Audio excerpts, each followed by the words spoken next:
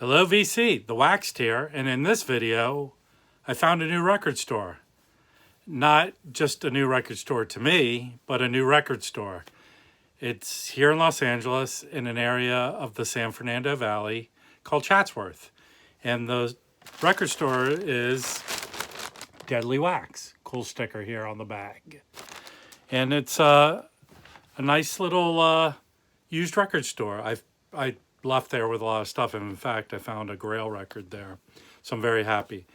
But I shot a lot of footage of me flipping through the bin, so I'll add that on to the end of this video. So I picked up a bunch of great used records, and let's get started. I'll show them to you. Now, in their dollar bin, I found a pretty nice copy of Santana's Amigos. I'm sure it was in there because there's just a slight warp on it, but it's really nice. Cleaned up really well in the ultrasonic. There you go on those kind of special labels there for this album. But this sounds really good. It's an OG copy, and I'm happy to pay $1 for it. So can't beat that. All right. I bought a bunch of stuff, and the owner of the shop was really nice and threw in this Booker Irvin Sounds of Inner City. I don't think this is a bootleg. It was just a live recording that was kind of just put out, but it sounds really nice on this label here. And if you don't know, like, Booker Little died very young, and there's not a ton of stuff on vinyl of his, and I like Booker Irvin. I'm getting into him now. Nice of him to throw that in, but because I found a I think this is a late 70s, maybe early 80s repress of a Booker Irvin, The In-Between, and it's not very easy to find his stuff. It's just, people are keeping on to it because it's so good. So it's hard to find, especially Blue Note Booker Irvin. I know Analog Productions has some in the represses they're doing of these 50 Prestige albums they have. So I hope to get those, but very happy to find that. I was able to replace a placeholder. I'm the twofer guy. This George Russell twofer. I found they had, although the cover is in actually very nice shape for a record from the 70s, but these are in mint condition. And the one I had was rough. These are two George Russell albums. If you got the OGs, hundreds of dollars. So for $9 to replace with virtually a mint copy of this, I'm very happy. And, please don't sleep. In the inner sleeves here has a list of all the various Fantasy, Prestige, and Milestone twofers. Please don't sleep on these. These things sound incredible. They're analog mastered, and it's the best way to pick up these albums, which, go for hundreds of dollars. So, and very avant-garde. If last year, I know in the Verve reissue series, the Analog Acoustic Sounds did. There's his New York album. A great listen. Very don't sleep on George Russell. Don't sleep on it. I'm building up my collection of free jazz, avant-garde jazz, and if you know Archie Shepp, he's, that's pretty much most of the stuff he's done. And these actual, I know they came out in America, but I believe they're a French label. People, correct me if I'm wrong. I got 38 and 39 here of this series. I think this was reissued by an American company. And for not a lot of money to pick up these live recordings of Archie Shepp is nice. So happy with that. Second to last, I picked up this ECM live concert, avant-garde free jazz, with it's a band called Circle. It's Anthony Braxton, Chick Corea, David Holland, and Barry Altschul. I do have Dave Holland albums and obviously Chick Corea. I have one other Anthony Braxton, but it was nice for an affordable price because this is a sought after album on that nice ECM green label.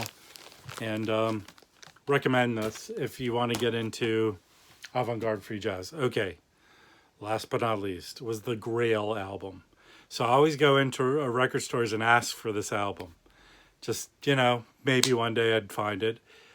It's been reissued over the last bunch of years, but it sells out quick. And I do have one on order. It was supposed to come out, a repressing, I guess, in December. But I asked the guy, and he goes, you know what? And he pulled it out from under the counter. He goes, I have this. De La Soul, 3 Feet High and Rising. Before you get overly excited, it's a bootleg. It's a British bootleg, but it's actually really good, and it sounds pretty good. Made in England. Paper thin cover. And this thing is pressed on here. I don't know if you could... Excuse me. I don't know if you can see, but it's, there's no dead wax on this album. It's just like none. So, talk about a placeholder, and it wasn't crazy expensive, I paid some money, but not what you might think, especially since it's a bootleg. But it will be a nice placeholder until, I believe, this is so compressed on here. The bunch of reissues that have come out have been on two